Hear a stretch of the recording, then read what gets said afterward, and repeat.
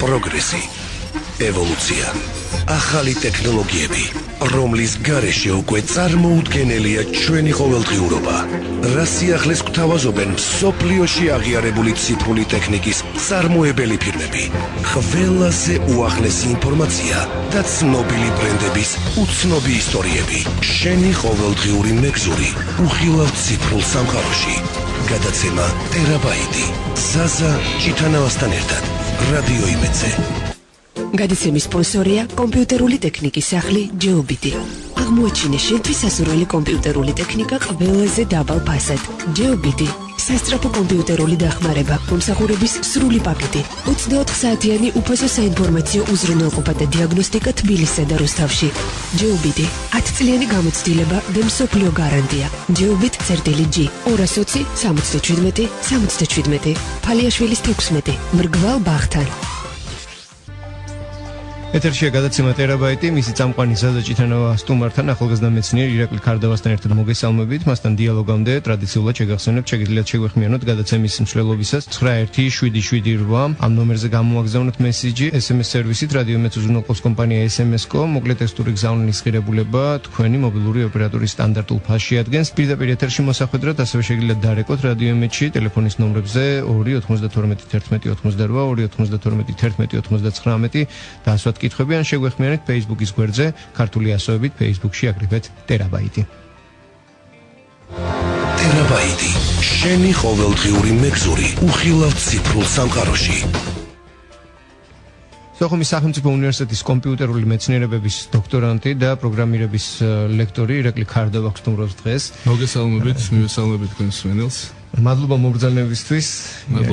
ჩვენი პირველი დიალოგი აქ ამ სტუდიაში 17 ივლისში შედგა საფხულში. მაშინ ვისაუბრეთ თქვენს ახლად შექმნილ კიბერპროექტზე GeoSpeech Recognizer. მას შემდეგ თქვენ აგრძელებდით თქვენ სამეცნიერო მუშაობას და გაქვთ ამ მიმართულებით გარკვეული პროგრესი. იგივე ცნობილი ინტერნეტსაძიებო სისტემებში ქართულენოვანი დიალოგი დისტანციური თქოთ ძებნა სასურველი ინფორმაციისა, ასევე ვებ-ბრაუზერის ხმოვანი მართვის სისტემის ჩამოყალიბება. გარდა ამისა, ქართულ და თურ სტუდენტებთან ერთად გარკვეული პროექტის რეალიზებაც მოახერხეთ. აი ამ ყველაფერზე ჩვენთვის გამოყოფილი დროის ლიმიტის გამოყენებით ვეცადოთ მაქსიმალური ინფორმაცია მივაწოდოთ რადიო მსმენელს. კი ბატონო. თქვენ რას მიიჩნევთ ჩვენი დიალოგის შემდეგ ყველაზე დიდ პროგრესს აი ამ თქვენი კიბერპროექტის განვითარების მიმართულებით, რაზე გაამახვილებდით ყურადღებას? ყურადღებას გავამახვილებდი პირველ რიგში იმაზე, რომ ჩემი წინა ნამუშევარი, რომელიც არის ესე იგი ქართული საუბრის ტექსტად გადამქცევი, ყველაზე დიდი ინტერესი გამოიწვია, შეძლებდა თუ არა ეს პროგრამა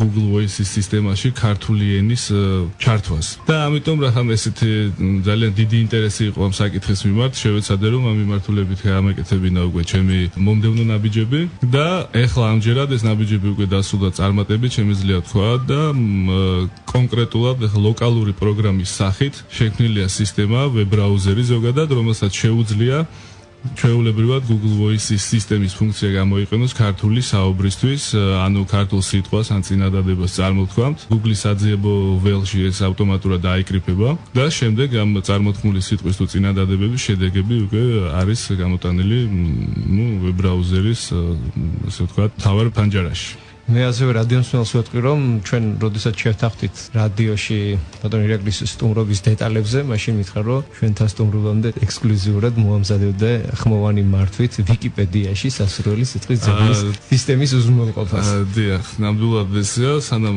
ესე იგი აქ მოვიდოდი, ფაქტიურად ბოლო შტრიხები შევიტანე ახლა ამ პროგრამაში, ანუ თქვენთვის, თქვენი რადიოსთვის ექსკლუზიურად დავამატე შესაძლებლობა ჩემს პროგრამას, რომელსაც შეუძლია უკვე წარმოთქმული სიტყვა ან წინადადება მოიძიოს ავტომატურად ვიკიპედიას სისტემაში და შედეგები ვიხილოთ ჩვეულებრივად როგორც სხვა ვებ-ბრაუზერების მეშვეობით. ასე რომ გარკვეული პერიოდის შემდეგ, როდესაც ინტერნეტში ვიკიპედიაში რაიმე სასურველი სიტყვის საზევნად აღარ ჩაწერთ უკვე ტრადიციულად კლავიატურის გამოყენებით სიტყვას და ქართულად მიუთითებთ სასურველ სიტყვას, რომ მოძებნოს ინფორმაცია, გახსოვდეთ, რომ ამაში გარკვეული წილი რადიო იმედსაც მიუწეს. გარკვეულ წილზე უფრო მეტი, იმიტომ რომ ექსკლუზივი ეკუთვნის ფაქტიურად. ასე გებია, დიდი მადლობა.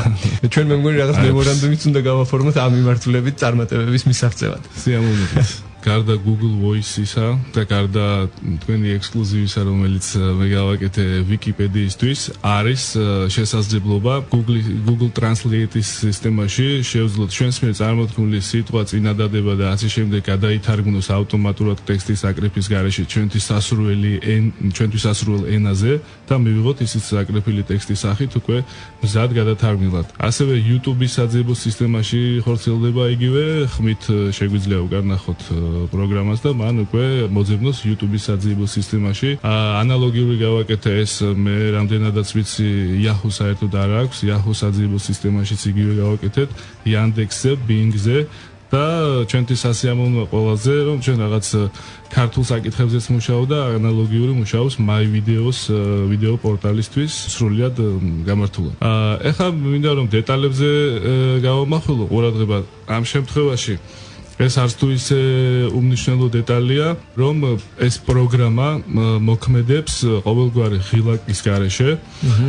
ანუ აქ გულისხმობ ის ფუნქციები, რომლებიც დღეისთვის გააჩნია დაუშვათ ნებისმიერ ვებ ბრაუზერს. ეს არის წინ გადასვლა, საიტზე ნავიგაცია, უკან გადასვლა, განახლება, შემდეგ თვითონ პროგრამული უზრუნველყოფის ფანჯრის ჩაკეცვა, გადიდება, გადაადგილება და ასე შემდეგ. ამისთვის უკვე არ ვიყენებ არც ერთ ღილაკს, უბრალოდ ის ემორჩილება ჩემს მომაბრძანებელს. შეიძლება უთხრათ მას დაბრუნდი უკან, გადავა ერთი ნაბიჯით უკან, გადადი წინ, გადავა წინ, ასე შემდეგ ჩაიკეცოს და ნებისმიერი რამ რაც კი შეიძლება ეხლა ახასიათებდეს ვებ ბრაუზერს, ეს უკვე ხდება ქართული ხმოვანი ბრძანებებით. და ამის გათვალისწინებით ჩვენ თუ ცოტა შორიდან შევხედავთ ამ სურათს, გვაქვს უკვე ესე ვთქვათ გარკვეული ელემენტები იქითკენ მიმართული, რომელსაც მივყავართ ხელოვნური ინტელექტისკენ. და ნებისმიერი ტექნოლოგიური წინსვლის მომდევნო ეტაპი არის ხელოვნური ინტელექტი და ხმოვან ბრძანებებზე დამორჩილებული პროგრამული უზრუნველყოფები თუ კონკრეტული დაუშვათ ამოცანების ამოხსნისთვის საჭირო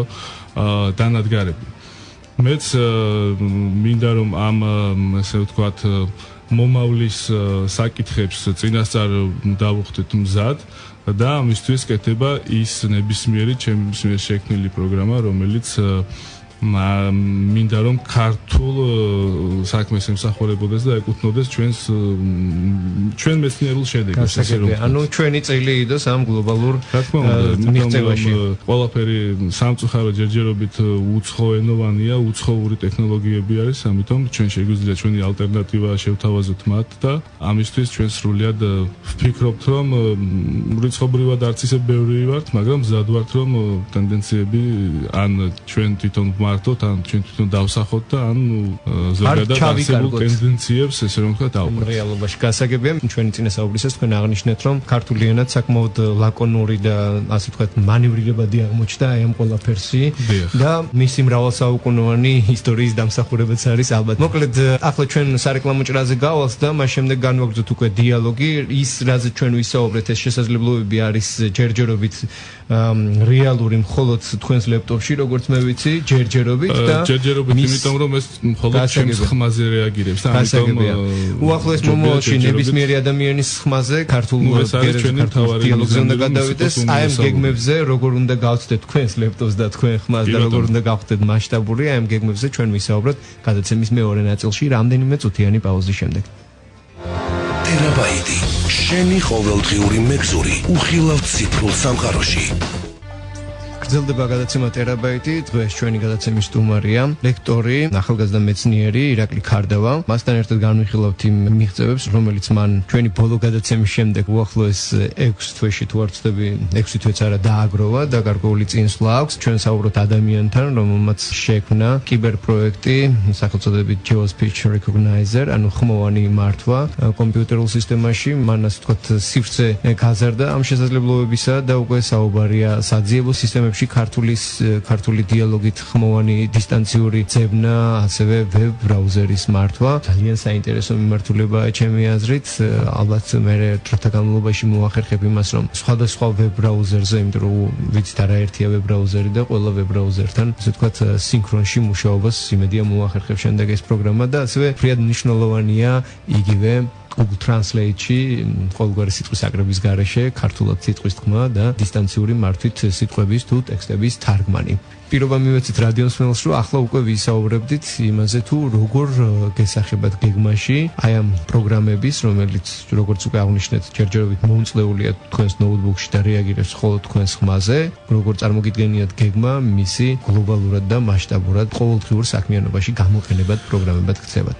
გეტყვით, ანუ ჯერჯერობით ეს ჩემი პროგრამა მარტო ჩემს ლეპტოპში, იმიტომ ცოცხლობს, რომ ეს ხმოვანი აღქმა არის მხოლოდ ჩემი ხმის აკუსტიკაზე მორგებული, ანუ ჩემს საუბარს აქცევს მხოლოდ ტექსტად ეს პროგრამა. ჩემი ერთ-ერთი მთავარი მიზანი და საერთოდ ამ პროექტის განზოგადოების ერთ-ერთი უმთავრესი, ესე რომ ვთქვათ, ჟანგბადივით საჭირო ელემენტი არის, რომ ის გახდეს უნივერსალური და ნებისმიერი ადამიანის ხმისთვის იყოს. ამ საკითხის ფარგლებში მაქვს მომზადებული პროექტი. ამჯერად არის ეტაპი მოლოდინის, ველოდები დაფინანსებას. დაფინანსების შემთხვევაში მოხდება სპეციალური ლაბორატორიის ჩამოყალიბება სოხუმის უნივერსიტეტში, სადაც მოხდება ხმების ჩაწერა და ხარისხება და ასე შემდეგ, ყველა ის ეტაპი, რომელიც იქნება, ანუ ვიმეორებ, რომ ეს იყოს უნივერსალური, ნებისმიერი ქართულად მოსაუბრე ადამიანისთვის.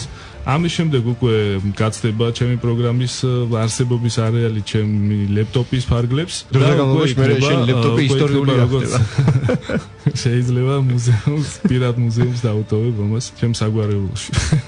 ან იგივე შენს ლაბორატორიაში. კი ბატონო, ესეც შეიძლება უნივერსიტეტში. პრაქტიკული მიღწევები ამ მიმართულებით რა გვაქვს? მე ვიცი რომ არაერთი მეცნიერი გამომეგეხმაურა ამ მიმართულებით ხელშეწყობის და თუნდაც მინიმალურ დონეზე ყურადღების მხრივ ინტერესი გამოხატეს. ინტერესი ძალიან ბევრმა როგორც მეცნიერმა, ასევე არამეცნიერმა ჩვეულებრივმა ქართველმა ადამიანმა გამოხატა, ზოგმა და თავისი შესაძლებლობების ფარგლებში, ზოგმა უფრო მეტიც, თუმცა ჯერჯერობით კონკრეტული შედეგის მოლოდინში ვარ მაინც.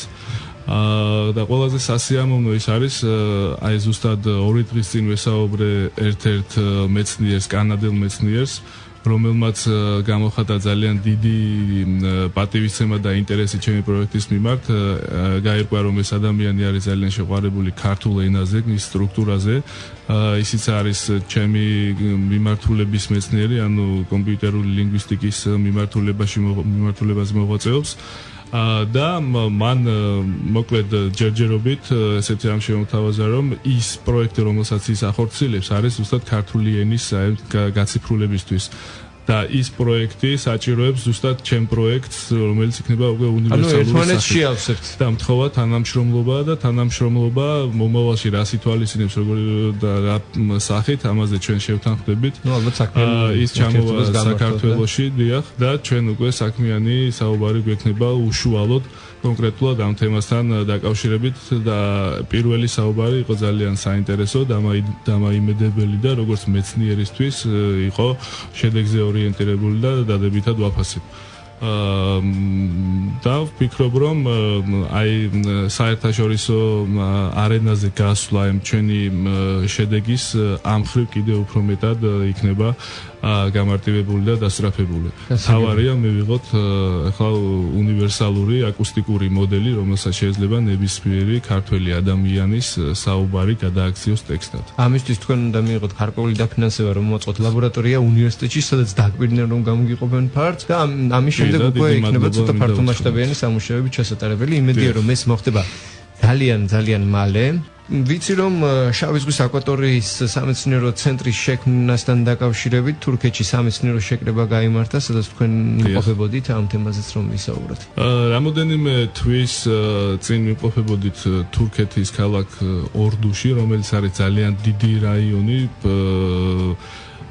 და ჩვენი ერთ-ერთი მთავარი მიზანი ის იყო პირველ რიგში, რომ ქართველ და თურქ მეცნიერებს შორის ყოფილიყო თანამშრომლობა კონკრეტულ პროექტებთან დაკავშირებით და რომლის ფარგლებში ჩვენ შევკრიბეთ ასევე ქართველი სტუდენტები, მოსწავლეები, ასევე თურქები სტუდენტები, მოსწავლეები და ქონდა ქალაქ ორდუს უნივერსიტეტში მოღვაწეობა, ასევე ართვინის უნივერსიტეტში ქონდა შეკრებები, სადაც მოვამზადეთ სამეცნიერო თემები ახალგაზრდებს პირველი ნაბიჯის გადადგმაში დავეხმარეთ მეცნიერული, ესე ვთქვათ, სტატიების მომზადებაში, გავაკეთებინეთ მოხსენებები.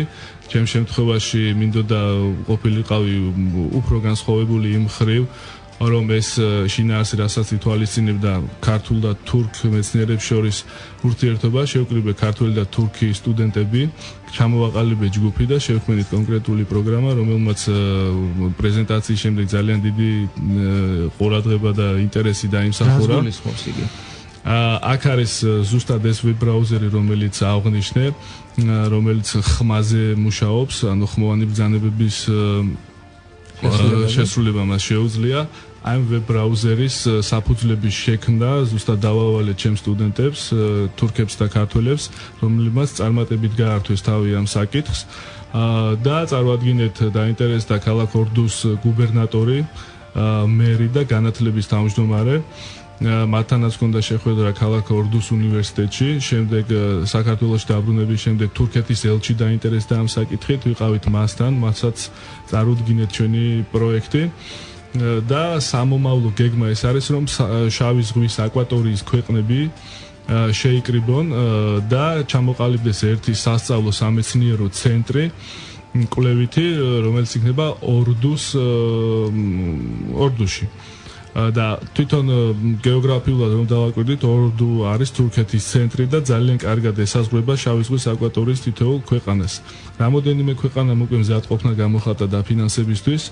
ამ საკითხთანაც დაკავშირებითანაც ჰქონდა საუბარი თურქეთის ელჩთან და ვფიქრობთ, რომ უახლოეს მომავალში იქნება ცენტრი ორდუში ჩამოყალიბებული ქართველი და თურქი მეცნიერების ინიციატივით და შემდეგ ამ ინიციატივის გარშემო შემოკრებილი აკვატორიის, შავი ზღვის აკვატორიის ქვეყნებით, რომელიც იქნება ზუსტად აი ესეთ ინოვაციურ თემებზე ორიენტირებული, ძირითადად მათემატიკური მიმართულებების თემებზე, თუმცა მე ვფიქრობ, რომ არა მხოლოდ მათემატიკა იქნება აი ამ კვლევითი ცენტრის მთავარი მიმართულება. ანუ ეს ადგილი გახდება, სადაც ახალგაზრდა გამოცდილი მეცნიერები შავი ზღვის აკვატორიის ქვეყნებიდან შეხვდებიან ერთმანეთს სემინარებს გამართავენ, პრაქტიკული ურთიერთობები, ასევე სტუდენტებიც იქნებიან, ახალგაზრდა მეცნიერებიც, უკვე დიდი პროფესორებიც, ერთ-ერთი კანადელი თურქი იყო ჩამოსული კიდე ჩვენთან. და დავეხმარებით ახალგაზრდებს მეცნიერად ჩამოყალიბებაში. და ზუსტად ამ ერთ-ერთი ამ თემის ძირითადი საკითხი მინდა იყოს ის, რომ ხელოვნური ინტელექტის საფუძვლები შევასწავლოთ ახალგაზრდა სტუდენტებს და მეცნიერებს. იმიტომ რომ ძალიან მნიშვნელოვანი არის ხელოვნური ინტელექტის საკითხებში გარკვევა, იმიტომ რომ ტექნოლოგიების მომავალი არის დამოუკიდებელი აზროვნების შესაძლებლობის შეძენა. ამის გაკეთება შეიძლება არსებობს ესეთი მეთოდი, ხელოვნური ნეირონული ქსელების მეთოდი, რომლებიც აკეთებენ ანალოგს ადამიანის ტვინის მუშაობის და მოქმედების. როგორც ვიცით, იქ არის ელექტრონული სიგნალები და ელექტრონული სიგნალების შედეგად ხდება ინფორმაციის გაცვლა მათ შორის და შემდეგ ერთი აზრის ჩამოყალიბება, რომელიც შეიძლება მოქმედებაში გადაიზარდოს. ზუსტად ამ მოდელის ჩამოყალიბებისთვის ვამზადებ მე პირადად ჩემს სტუდენტებს, როგორც ქართველებს, ასევე თურქებს და ვფიქრობ, რომ არც თუ ისე უმნიშვნელო შედეგები გვექნება ერთობლივი სახით. თუმცა ჯერჯერობით, რასაც ახლა მოვაწევებ, ეს მხოლოდ მე ვარ და ჩემი მეცნიერი ხელმძღვანელის რჩევები, მაგრამ ვფიქრობ, რომ ვიმეორებ ჯგუფი ჩამოყალიბების შემთხვევაში ძალიან დიდი ასე ვთქვათ შედეგები გვექნება. ახლა პლუს კიდევ გაქვთ ერთი თავსატეხი ბჭყალებში, რომ დისერტაციაზეც მუშაობთ, ხო? ქართული ტექსტების კომპიუტერული დამუშავება, ხო? დიახ, ეს ჩემი დისერტაციის თემა არის და ცოტა რთული ყოფილა დროის გადანაწილება, როდესაც ინტერესის და ასე რომ ვთქვათ მოღვაწეობის ძალიან საინტერესო სფეროები არსებობს. თუმცა ერთ-ერთი მთავარი ახლა ამ შემთხვევაში ფორმალური საკითხი ეს არის დისერტაციის დაცვა და გადართული ვარ ამ საკითხზე და ამიტომ მიჭირს დროის გადანაწილება რომ ყურადღებას ვერც ერთ დისერტაციის სტატუსის მერე ეს ფორმალობა თქვენ დაგჭირებათ დიდ პაკეტად ინფორმაციისა და პლუს დრო მეტი უკვე. რა თქმა უნდა და თუმცა დრო ყოველთვის ცოტაა, როდესაც მოღვაწეობ ისეთ საკითხზე, როგორიცაა ჩემი მიმართულება, ძალიან მიყვარს ჩემი მიმართულება მეცნიერების, ალბათ ყველა ესეა, მაგრამ მე ვფიქრობ, რატომღაც ჩემი მიმართულება ყველაზე საინტერესოა. კარგია, წარმატებებს გისურვებთ. იმედი მაქვს, რომ აი ბოლო შეხვედრა ჩვენი იყო ზაფხულში, ახლა აი შემოდგომა შევიყარეთ. ისევ უკვე რაღაცა ნაბიჯები გვაქვს და იმედი მაქვს, რომ გაზაფხულზე უკვე ჩვენ შევძლოთ მას, რომ აი მაგ კონკრეტული შედეგი. იმედი მაქვს კონკრეტული შედეგი ალბათ თქვენ უნივერსალობას გულისხმობთ, ხო? ამ პროექტის ლეპტოპის გაცდენას გულისხმობთ. ძალიან კარგი იქნება ეს ღმერთმა აქნას, მაგრამ ჩემი მინდა სამომავლო გეგმა გავაჟღერო კიდე რაში მდგომარეობს. ეს არის ტექსტის ამოღება ხმარებიდან, ну, მაინც ცოტა ხმამაღალი ნათქვამია, მაგრამ კონკრეტული რაღაც სიტუაციების დონეზე მაინც. ანუ მოწყობილობას და ადამიანს შორის რომ შედგეს ხმოვანი დიალოგი. ну, წარმოიდგინეთ ნებისმიერი დავუშვათ, გაინტერესებთ რომელი საათია, ხო? უნდა დახედოთ საათს და ციფრებთან გვაქვს, მაინც ტექსტთან გვაქვს საქმე. შეიძლება ვკითხოთ უბრალოდ, ლეპტოპს არ შევხედოთ მონიტორზე, ვკითხოთ რომელი საათია, გვიპასუხოს ქართულ ენაზე. ან ნებისმიერი სხვა ფუნქცია მოქმედება, რომელიც მოითხოვს ორივე მხრიდან ხმოვან ურთიერთობას, ეს ავაწყოთ ქართულ ენაზე. ეს არის ჩემი შემდეგი მომენტი, რომელიც უკვე კიდე გააფართოვებს სფეროებს და სადაც უკვე დამოუკიდებელი აზროვნების ელემენტები იქნება შესაყვანი და ზუსტად ამისთვის ვამზადებთ ჩვენ სტუდენტებს უკვე ამ ჩამონათვალში თურქებიც ჩაერთნენ. მე ვფიქრობ ჩემი და კანადელი მეცნიერის ურთიერთობა თუ შედგა, ვფიქრობ კანადელებიც გაერთიანდებიან ამ ესე რომ თქვა სანატორიაში არ არიან, მაგრამ ძალიან მიყვარს შავი ზღვის აკვალატურები, მინდა გავიხსენო, ამ გოგოს კითხე ქართული თუ იცის და ერთ რამოდენიმე სიტყვა იცოდა, ერთ-ერთი იყო ყურძენი. ალბათ ესე იგი, სად არის საქართველოს და რა ხდება. მოკლედ დასასრულს მივახლოვდა ჩვენი გადაცემა, ის ინფორმაციები, ის პროექტები, გეგმები, რომლებიც უკვე საკმაოდ მაღალ საფეხურებზეა და კიდევ უფრო დიდ განვითარებას საჭიროებს, მალე იქცევა რეალობად, ყველასთვის ხელმისაწვდომ რეალობად და ალბათ თქვენი სამუშაო იქნება ისიც რომ ეს შესაძლებლობები, რასაც ახლა ჩვენ ვისაუბრეთ, ძირითადად ხმოვანი მართვა ქართული დიალოგით, ხო? კომპიუტერიდან ალბათ უნდა გადავიდეს smartphone-ზე, ტაბლეტზე და ასე შემდეგ. ეს თავსებადობა უკვე თავისუფალია, არა მხოლოდ smartphone-ზე. ეს იქნება კიდე დამატების სამუშაო. სხვა ტიპის ნებისმიერი დანადგარისთვის შეიძლება იგივე ტელევიზორსაც ასე იყოს. მოკლედ ეს ყველაფერი მომავალში წარმატებები, იმედი გვაქვს რომ ჩვენი მომავალი დიალოგი უკვე ერთი თუ შეიძლება თხოვნა მაქვს, მინდა ვისარგებლო შემთხვევით და თქვენს კოლეგას კეთი ხოსიტაშვილი არის ესეთი ძალიან ჩემი ახლო მეგობარი, რომელიც ერთ-ერთი პირველი შემფასებელია ხოლმე ჩემი ნამუშევრების ხვალ აქვს დაბადების დღე და მინდა მიულოცოთ წარმატებები უსწრო. ასე გებია და იმედი მაქვს რომ უახლოეს მომავალში მაგ მოსალოცად მოგიწევს სტუდიაში ახალი პროექტების რეალიზებასთან მიმართებაში. მადლობა, ნახვამდის, გადაცემა ტერაბაიტი ერთი კვირით გამშვიდობებად. ნახვამდის. პროგრესი, ევოლუცია, ახალი ტექნოლოგიები, რომლის გარეშე უკვე წარმოუდგენელია ჩვენი ყოველდღიურობა. რა სიახლეს გვთავაზობენ მსოფლიოში აღიარებული ციფრული ტექნიკის წარმოებელი ფირმები. ყველაზე უახლესი ინფორმაცია და ცნობილი ბრენდების უცნობი ისტორიები. შენი ყოველდღიური მეგზური უხილავ ციფრულ სამყაროში. გადაცემა ტერაბაიტი. ზაზა ჭიტანავასთან ერთად.